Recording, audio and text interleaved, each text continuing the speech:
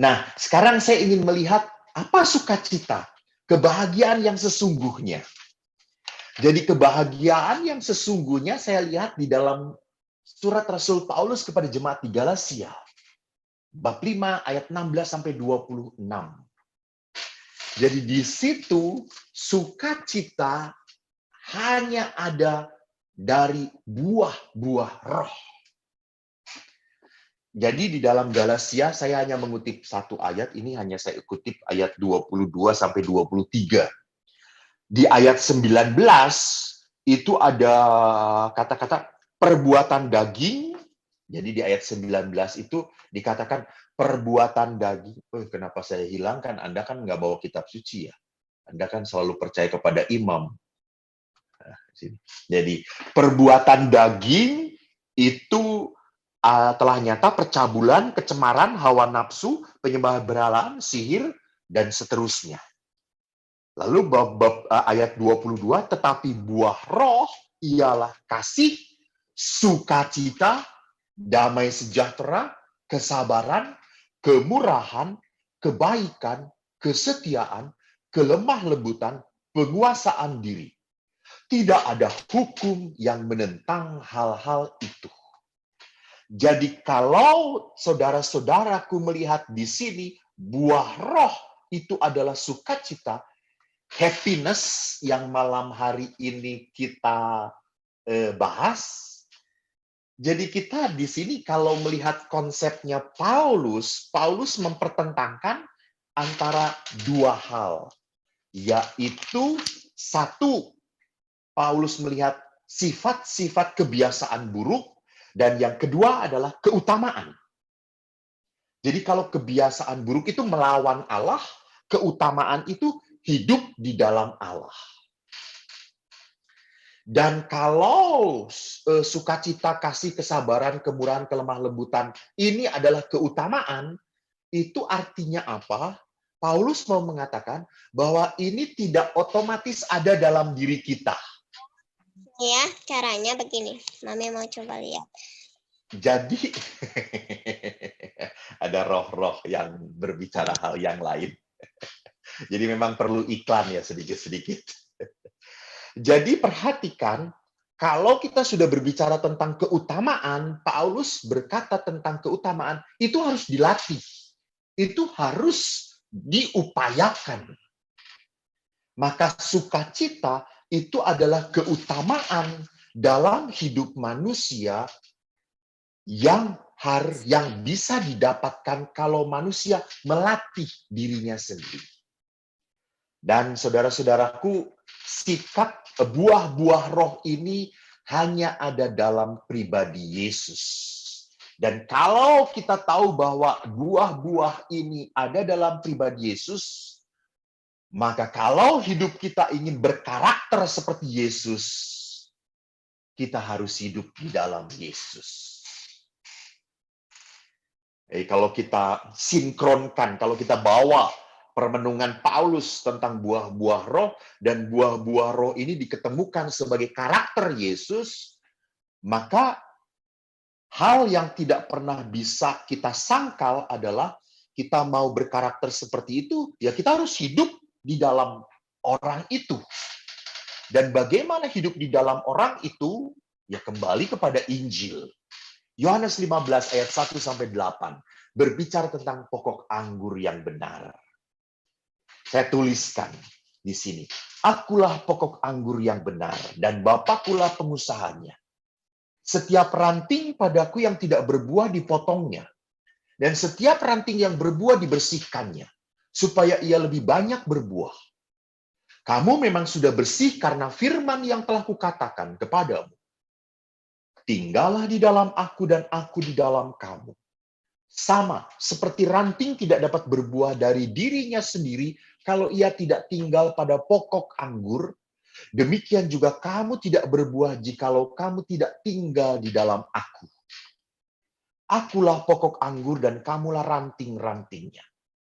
Barang siapa tinggal di dalam aku dan aku di dalam dia, ia berbuah banyak. Sebab di luar aku kamu tidak dapat berbuat apa-apa. Barang siapa tidak tinggal dalam aku, ia dibuang keluar seperti ranting dan menjadi kering. Kemudian dikumpulkan orang dan dicampakkan ke dalam api lalu dibakar. Tetapi jikalau kamu tinggal dalam aku dan firmanku tinggal di dalam kamu, mintalah apa saja yang kamu kehendaki dan kamu akan menerimanya. Demikianlah Injil Tuhan. Terpujilah Kristus. Jadi saudaraku, lihat cara memuliakan Bapa adalah apa? Adalah lewat hidup yang berbuah banyak. Cara memuliakan Bapa. Dalam hal inilah Bapakku dipermuliakan. Jika kamu berbuah banyak, maka dengan demikian kamu adalah murid-muridku. Nah, sekarang ada beberapa poin yang ingin saya angkat supaya kita membuahkan sukacita. Jadi pertama, sukacita itu hanya akan didapat kalau kita tinggal di dalam Yesus. Yesus ingin bertindak di dalam diri kita. Sebelum kita mewartakan Yesus, sebelum kita bisa berbuat baik, kita harus mengalami kebaikan Allah dahulu. Jadi ini kuncinya. Jadi kalau orang punya pengalaman kepahitan dengan Tuhan, bahwa Tuhan itu tidak baik kepada saya, bahwa Tuhan itu tidak adil kepada saya, bahwa Tuhan itu menghukum saya, maka Anda pun, tutur kata Anda, tindakan Anda pun tanpa sadar akan pahit pada orang lain. Jadi tindakan kita kepada sesama adalah refleksi hubungan kita dengan Tuhan. Jadi Yesus berkata bahwa sebelum saya bisa menjadi toolkit-nya Tuhan, sebelum kita bisa menjadi alatnya Tuhan, sebelum kita bisa menjadi orang yang membawa sukacita, di dalam ini harus dipenuhi dulu dengan sukacita dari Allah. Jadi sukacita itu harus terjadi dalam diri kita terlebih dahulu, di dalam hidup kita terlebih dahulu. Nah, oleh karena itu, kalau kita kembalikan apa yang dikatakan oleh Injil Yohanes, tinggal di dalam aku, itu adalah sebuah apa? Persahabatan. Jadi ada sebuah relasi yang penuh kasih dengan Tuhan. Saya ingat sekali seorang ibu pernah bertanya kepada saya, Romo, apa yang harus saya lakukan kalau saya adorasi? Anda tahu toh adorasi? Adorasi itu berdoa di depan sakramen Maha Kudus. Lalu saya mengatakan, Ibu, pada saat adorasi Ibu bisa melakukan apapun. Ibu bisa berdoa rosario, Ibu bisa baca kitab suci, Ibu bisa berdoa permohonan, Ibu bisa berdoa syafaat, Ibu bisa berdoa jalan salib, boleh. Ya artinya jalan salib sambil duduk gitu, bukan sambil jalan-jalan. Jadi adorasi di depan sakramen Maha Kudus. Tetapi yang paling indah, saya ingat seorang imam berkata bahwa adorasi yang paling indah adalah apa? Saya menatap Yesus penuh kasih dan Yesus menatap saya dengan penuh cinta. Jadi kita saling menatap seperti orang yang sedang berpacaran. Saya yakin Anda tahu toh bagaimana rasanya berpacaran. Ngelihat pun sudah merasa, aduh, indah banget. Saya bisa bercerita seperti ini karena saya pernah mengalami. Jadi selalu mengharapkan ketemu dengan orang yang disayang. Kalau ketemu dari jarak jauh saja, sudah berbinar-binar. Wow, gitu, yes, gitu. Itu artinya apa? Cintanya demen banget, sedang demen banget. Beda setelah perkawinan. Belum ngelihat suami, baru ngedenger mobilnya masuk aja udah, ya ampun, si Borokokok udah datang lagi, gitu ya. Udah jengkel lagi, gitu ya. Kesel lagi, gitu ya. Karena cintanya sudah kandas. Cintanya sudah exhausted, gitu ya. Udah habis, gitu. Sudah tidak ada lagi bank cintanya, gitu ya. Yang ada cuma kewajiban, Pastor, hidup dengan dia. Jadi bukan cinta lagi, tetapi karena kewajiban, gitu deh. Karena gereja mengatakan tidak boleh cerai, ya sudah, tinggal kewajibannya doang gua lakukan, gitu ya. Jadi di sini lihat bahwa cinta yang ditawarkan oleh Yesus Hidup di dalam kasih adalah apa? Tinggal dan saling menatap Allah, merasakan kasih Allah tercurah kepada kita. Sehingga kita bisa mendapatkan kepenuhan kasih. Sayangnya, orang suruh tinggal di dalam Allah itu seringkali nggak tahan, bosen, nggak betah. Gitu ya. Ada orang yang tidak kerasan berdoa, tidak kerasan merasakan cinta Tuhan, tidak kerasan menikmati berkat Tuhan. Jadi, saudaraku yang terkasih, tinggal di dalam Allah itu selalu akan menghasilkan rasa syukur. Rasa syukur dari hati kita. Dan tinggal di dalam Allah itu harus membuat kita belajar untuk menikmati. Jadi ingat, hidup spiritualitas itu semata-mata bukan kita datang ke gereja lalu ikut ekaristi atau kita nyalakan lilin gitu ya di depan Bunda Maria berdoa. Hidup spiritualitas bukan hanya seperti itu. Kita makan walaupun yang dimakan super mie, kita nikmati, kita merasa enak, kita menikmati dan bersyukur Tuhan. Terima kasih atas kenikmatan. Itu menciptakan rasa syukur. Itu sudah menciptakan rasa syukur. Dan ingat, mengapa terjadi banyak perselisihan di dunia? Mengapa di tengah keluarga banyak sekali kehancuran, banyak sekali pertentangan, banyak sekali kemarahan? Karena kehilangan rasa syukur. Karena kehilangan rasa syukur. Karena kehilangan kenikmatan. Saya waktu ditanya oleh anak-anak muda, Pastor, apa satu hal yang paling penting kalau saya tahu bahwa itu pacar yang tepat untuk saya? Nah, saya juga bingung tuh ya. Gitu. Lalu saya ngomong, kamu tahu bagaimana kalau kamu melihat ini pacar yang paling pas untuk kamu? Kamu bisa berlama-lama dengan dia dan menikmati ngobrol dengan dia. Menikmati. Kamu ngobrol dengan dia bisa mengalir begitu saja. Kamu cerita, dia juga cerita, saling mendengarkan. Kalau kamu merasa asyik dengan dia, itu salah satu tanda bahwa kau bisa hidup bersama dengan dia.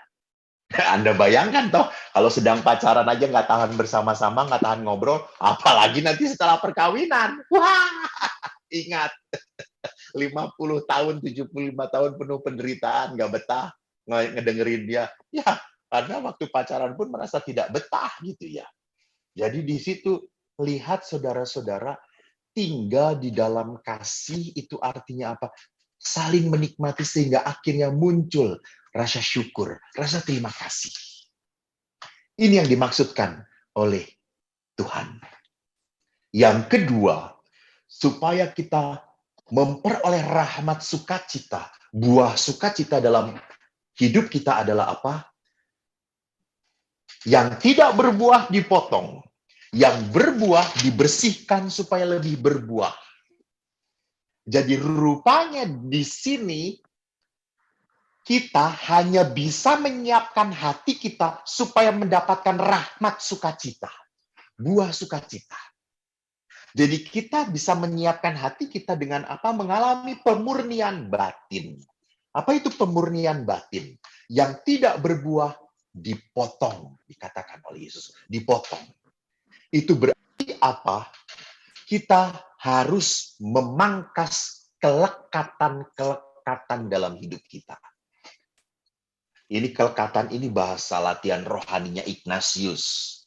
Jadi kalau Anda berbicara tentang latihan rohaninya Ignatian, itu selalu mengolah dan mencari kelekatan. Saya mengatakan ada 3 kelekatan yang sering kali sulit kita berkata letting go, susah. Kelekatan pertama adalah kepada kepahitan hidup tadi, masa lalu. Jadi kesakitan yang tidak pernah mau kita lepaskan. Kedua, kelekatan yang sering terjadi dalam hidup manusia adalah dalam dosa, kebiasaan buruk. Saya suka prihatin kalau seorang bapak yang berkata, Romo, memang saya ini ngomongnya kasar. Memang sejak dulu saya kasar, Romo. Saya memang dididik oleh orang tua yang kasar. Jadi saya sekarang kasar. Jadi istri saya harus memaklumi. Kata saya, ya nggak bisa gitu dong. Anda dididik kasar, bukan berarti Anda sekarang harus jadi orang kasar. Gitu ya. Dosa kok diteruskan, gitu ya. Nggak bisa. Dosa itu harus dipatahkan, bukan diteruskan. Jadi kebiasaan buruk pun ini membuat menjadi manusia lekat.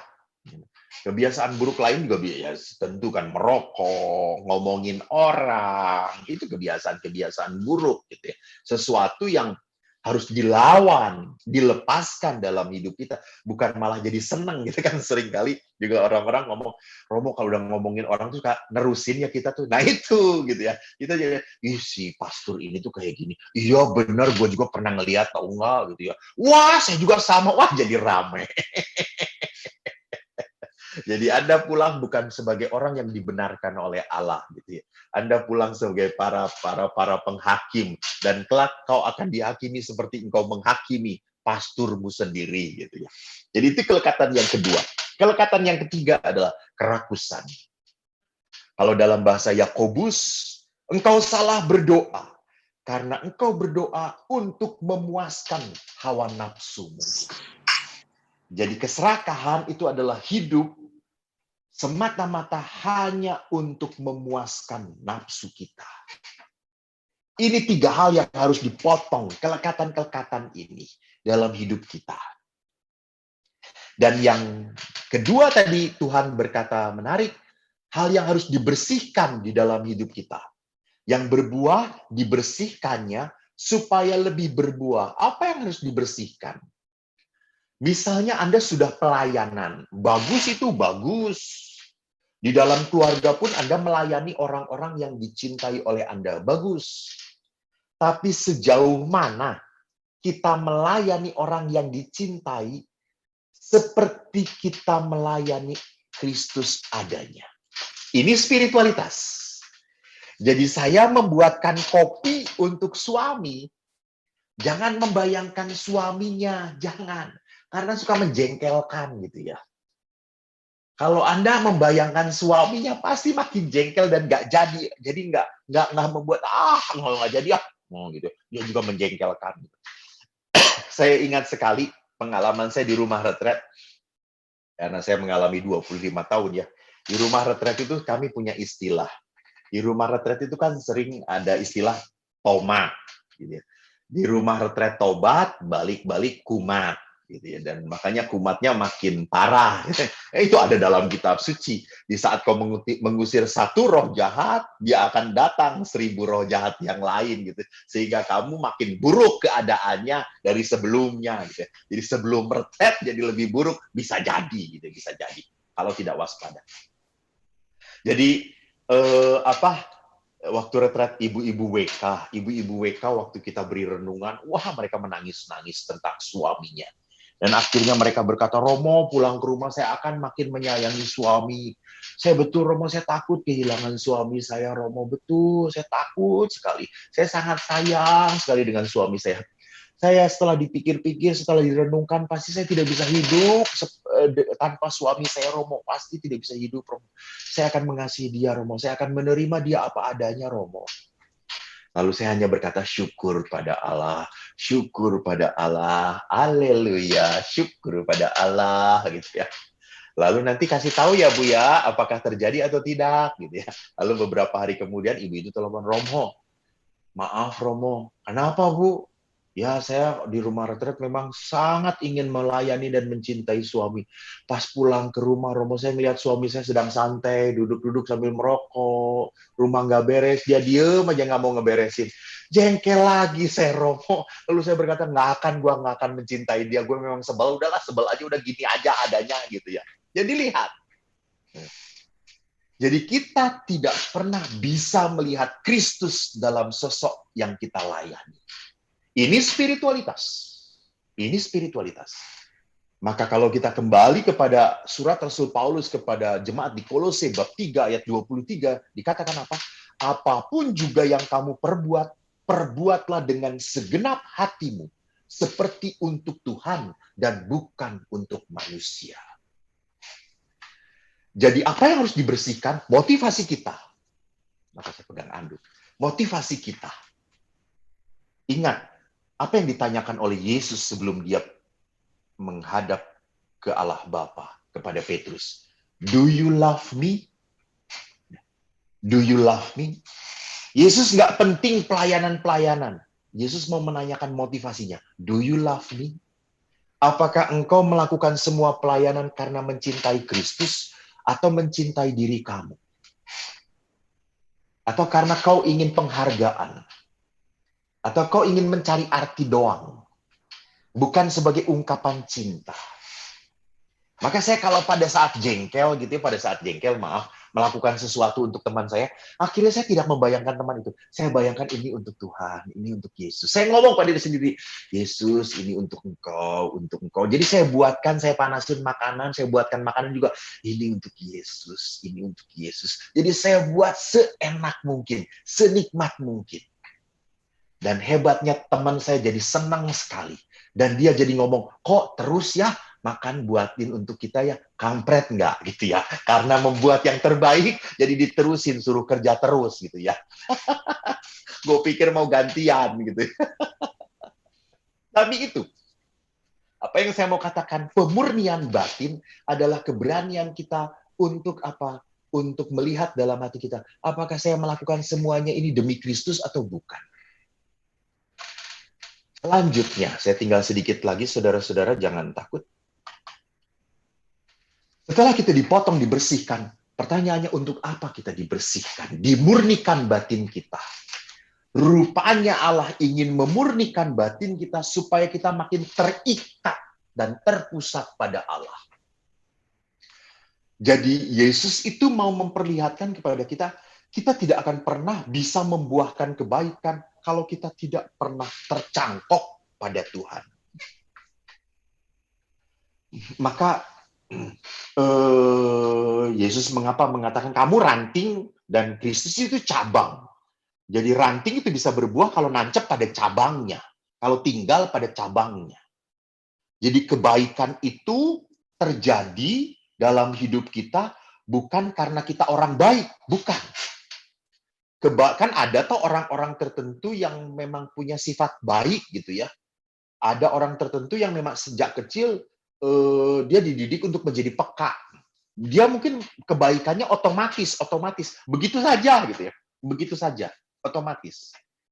Tetapi pada saat kebaikan itu menjadi sebuah keutamaan, pada saat dilakukan karena dia melakukannya di dalam Tuhan dan untuk Tuhan. Ini terikat dan terpusat. Jadi orang melakukannya di dalam ikatan cinta kepada Allah. Jadi karena saya mencintai Tuhan, saya tidak akan pernah mau menyakiti orang lain, sesama. Maka Ibu Teresa pernah berkata, ini favorit saya. Waktu dikatakan, apa yang membuat keluarga kuat? Ibu Teresa selalu berkata dua hal, pray and forgive. Saya senang banget. Doa dan pengampunan. Ibu Teresa mengatakan, engkau tidak akan pernah bisa mengampuni kalau kau tidak berdoa. Dan doa yang benar, yang sungguh, hanya bisa menggerakkan kamu untuk bisa mengampuni. Jadi kalau kau tidak bisa mengampuni, doamu tidak benar. Maka Yesus kan ngomong, jika saat kau mempersembahkan kurbanmu dan kau ingat kau masih berselisih dengan saudaramu, pergi, tinggalkan kurbanmu, berdamai dulu. Jadi pengampunan itu penting untuk hidup doa yang baik dan benar. Ini terikat dan terpusat pada Kristus. Maka kalau kita terpusat dan terikat pada Kristus, buah-buah yang dihasilkan di dalam hidup bersama Yesus adalah gerakan pola hidup kita dari pola hidup yang